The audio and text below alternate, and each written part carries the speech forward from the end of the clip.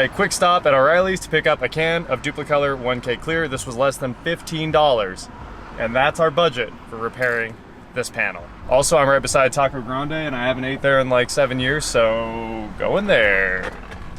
On today's episode of Watch JR Go, the Corvette might actually get driven for real, and I just paid off the roof.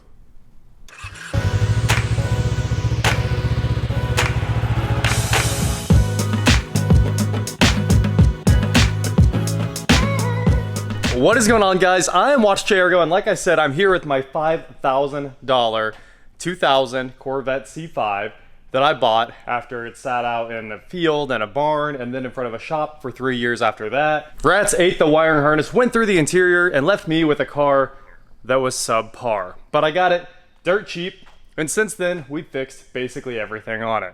Now it sounds good. It has a new set of wheels and some tires that basically came with the wheels for free.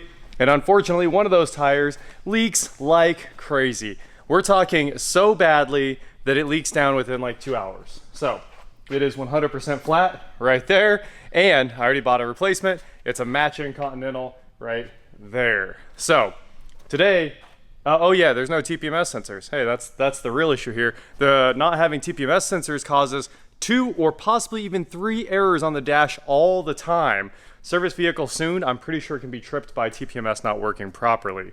What we're gonna do today is program some TPMS sensors, throw that tire in the passenger seat, head over to the tire shop, and let them pull all these tires and remount them all with TPMS sensors in them. And then we should be good to go, clearing every single error off the dash. And the speedometer, guys, first of all, people think a speedometer is critical to driving a car. I assure you it's not.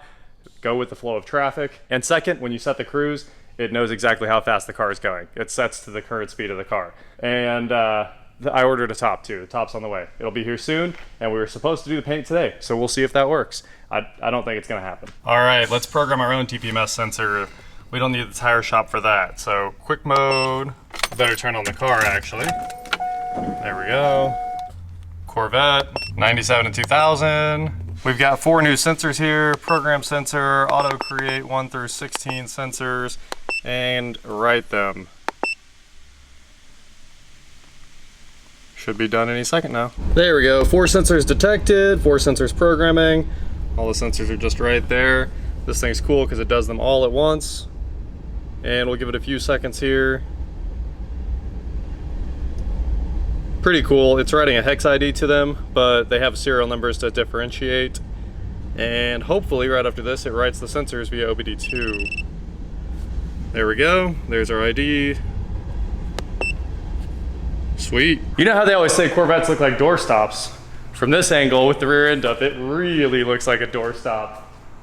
Anyway, we're cranking through this. We're putting the new TPMS sensors in, swapping out the other tire, and going to metal valve stems, because obviously people say when you're over 150 mile an hour, you're supposed to have metal valve stems, even though everyone now does it on rubber ones, no problem. But I figure the metal ones look classy, so we're switching over and getting the front spacers and all the other lug nuts on too. Big win. We are back in the shop with the C5, and unfortunately, the rats have struck again. So I'm gonna show you that the error messages are still here, and it's for a far worse issue than TPMS sensors. Here's the startup, door ajar, wait for the ding. All right, service tire monitor, and check tire pressure, and service vehicle soon. So anyway, I took the old Maxi TPMS, and I ran around and checked all 4 wheels, and they read perfectly. I got pressures from all of them, and they are set up for a C5 Corvette. So it should have had no problem adopting these sensors. And to do it on a C5, what you do is you clear everything, and then anytime now, press options till there's nothing on the display. Okay, which is like right there. And then you hold reset for 3 seconds. Sorry, the camera keeps pulling focus. And then it says fob training, and then you hit option again, it says tire training, and then you hold reset, or push reset, and it should go into the tire training. And you know what it means when it beeps instead of honking the horn? It means it cannot communicate with the RFA module, which is the radio frequency module for the key fobs and TPMS. They both run on 315 megahertz. So I scanned it, and instead of having a code on the RFA module, it says no comms. And of course, one of the things that makes the C5 one of the greatest cars of all time, it was one of the earliest ones to do this with OBD2 diagnostics. You push options and then hit fuel 4 times quickly. 1, 2, 3, 4. And it reads out the codes. So, we'll go into manual mode. Oh, we don't even need to. TCS, no codes. BCM, yeah, there's some codes. We can scroll through them with trip and options, and we'll go down to RFA. And no communication. So that is very, very, very bad news. So the RFA sits up under the driver's side kick panel, and it's either got water or the rats struck again, and they have killed that off. So I was like, well, let's tackle some other issues. There's a lot of lights that don't work. That front turn signal doesn't work. Driver's side front turn signal doesn't work. The marker lights burn out over there. One of the tag lights was burnt out. One of the reverse lights is burnt out. So I bought a bunch of bulbs, and I figured, let's chase down some lights. So I did just that. I made an O'Reilly's run to buy 2057s, 3157s, and 194s. And I was like, all right, so that's the reverse light that doesn't work, and you can clearly see why the reverse light doesn't work. There's a rat's nest, and here are the wires to the reverse light. So they ate all of that, and the wires should be, you can see them sticking out right there. Those are the wires to the reverse light. So there's the socket, and now we're gonna cut this tape off of the harness there and solder in new wires, solder heat shrink them, and tape it all back up and get this reverse light working again. Then the car goes on the lift and we'll work on the front lights. Hopefully those wires haven't been chewed off either, because I don't feel like replacing that many wires tonight. So first things first, shop vac, suck all this out of here, and then get to work with the soldering iron. Okay, here is our 85881 socket that should let us use a 3157 or a 2057. Oh, I was wrong. This is the wrong socket. No! Well, I won't be able to get a new socket for the back until tomorrow, but that does not stop us from fixing the front lights. So to get the front lights out, basically we just need to get out these two plastic covers. There's one there and there's one there, and those will let us access the marker lights right here. And let me fix this like brake duct. I'll get that sorted out and pull all the rat's nests out of there, because obviously they're basically everywhere inside this car. So it looks like a 6 or a 7 will let me pull all those bolts and a trim tool, and that should get us on our way. And you'll never guess what I found. Even though they're not connected to anything, they're just sitting in the socket, it does look like there are more chewed up wires inside there. Well, here's a fun one for you guys. I started shooting this video about how the rats really did do a number on this Corvette 60 days ago, maybe even more than 60 days ago. I ordered the convertible top, a brand new tan convertible top, June 1st. June 1st. It is now August 14th, and I just got an email yesterday that said that'll be here in about 7 days. It's finally shipped. I didn't know you could do that. I didn't know they could wait like 3 months to ship you a part.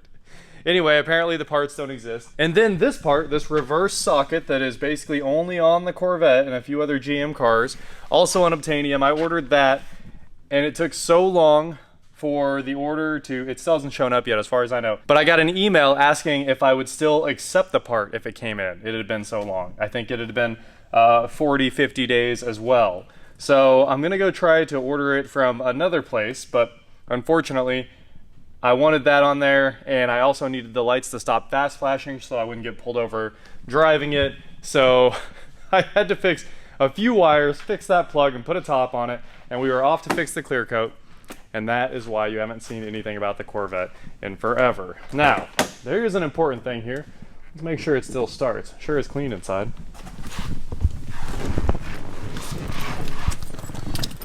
It looks like we do have power, so that's something.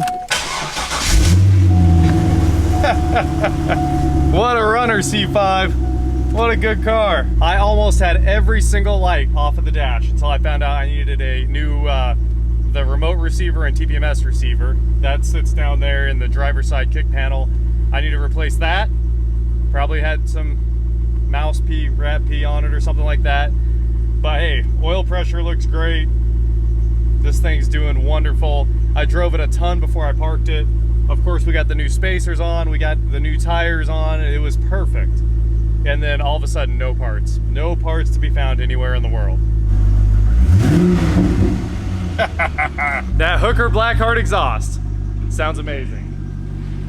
I love it. The car looks perfect. Like, what a good daily driver. The $5,000 Corvette, I can take it out. No matter what happens to it, I wouldn't be upset. And I was enjoying driving it. And then all of a sudden, we just couldn't get any of the parts to make it perfect. So I could go drive it on the road and not get in trouble. So anyway, that is the update on my 2000 C5. And I mean, we were very close to the finish line. People were asking where it was, and this is where it is. It's just sitting over here. Hasn't gone anywhere at all. Let's see if we can make the lights shut off. Hey, they did go down. And I'm gonna go ahead and put on the trickle charger right now. I'm super surprised it even started. I mean, how does a battery last that long? Especially when this battery was free, if I remember right. Yeah, that battery was free. Not only was that battery free, it was used and came out of the recycle bin, basically. And it's perfect. So I'm gonna throw it on the trickle charger. Man, I forgot we put headers on this. This car rocks. And it's so clean under the hood. Unbelievable. Anyway, there's your update. This will be back soon. Within 7 days or something, we're gonna put that new top on, and then we'll start troubleshooting why the heads-up display is not turning on. And I will get those connectors. I will get them, even if I have to go to a salvage yard and just cut them all out of another car. So in closing, the global supply chain is a mess, and there are no parts anywhere in the world, and I have not stopped working on it at all. I've just been trying to get parts. So they'll show up. That is it for today, guys. Thank you so much for watching. Don't forget to head on over to shop, watchjrgo.com, where you get cool shirts, not like this. And please like, share, subscribe, do whatever you want to do, and I will talk to you next time. I bought that awesome trickle charger right there from Kyle, who's done a lot on the channel, and it is over here charging Josh's rock bouncer, and that battery is actually just bad. So the rock bouncer is not taking a charge, but I love his battery clamps. That is definitely 2 vice grips that I just hooked the trickle charger up to. Unfortunately, it will not even take a charge. The battery in the 67 will no longer take a charge either because it sat for about a year before we put it on the charger. But now the Corvette is hooked up and we should have a status light over here saying it's charging. Awesome, good deal. So all the green ones are charged and maintaining, and that one is now charging actively, and it'll just turn green when it's full.